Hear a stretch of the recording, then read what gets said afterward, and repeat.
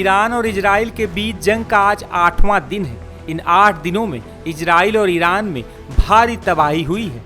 बता दें कि आज इजराइल के बीर शेबा शहर में ईरान ने बैलिस्टिक मिसाइल से हमला किया था। इससे भारी नुकसान पहुंचा है।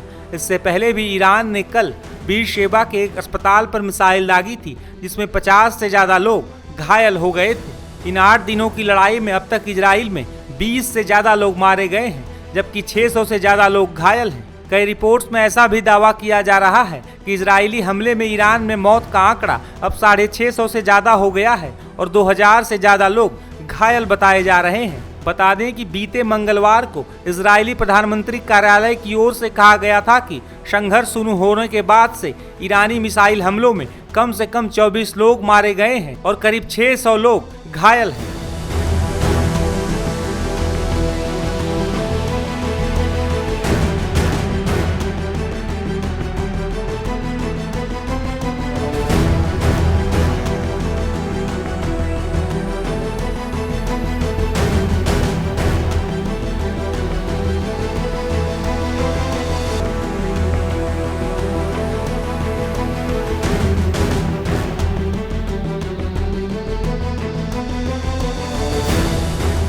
ईरान और इजराइल में मिसाइल और ड्रोन हमलों से लोग खौफ में हैं। इजराइल में बड़ी संख्या में लोग अंडरग्राउंड रेलवे स्टेशनों के साथ साथ बंकरों और बेसमेंट में रातें गुजार रहे हैं। बीते कई दिनों से इजरायली नागरिक अपने परिवार के साथ गद्दे और स्लीपिंग बैग्स लेकर पहुंच रहे हैं। यहां तक कि इजराइल में काम कर रहे विदेशी नागरिक भी इसी तरह रात गुजार रहे हैं। इजराइल ईरान के बीच छिड़े इस युद्ध को लेकर कई दावे भी किए जा रहे हैं। हालांकि ये जंग जल्दी थमेगी, इसकी संभावना कम ही नजर आ रही है। कई रिपोर्ट्स में ये कहा जा रहा है कि ईरान और अमेरिका के बीच चल रही बातचीत पर निर्भर करता है कि ये जंग कब तक थमती है। वहीं अमेरिकी राष्ट्रपति ट्रंप और इजरायली प्रधानमंत्री बेंजामिन नेतन्याहू लगातार ईरान के सर्वोच्च नेता अयातुल्ला अली खामनेई को चेतावनी दे रहे हैं।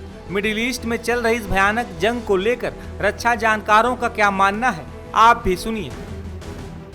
अगर खामनी को माना उन्होंने एक वॉर गोल डिक्लेयर करा है, तो ये एक तरह का खतरा और बढ़ता है। ऑलरेडी बहुत खतरा है, ऑलरेडी बहुत जान माल का नुकसान हो रहा है और पूरे रीजन में होने के चांसेस हैं।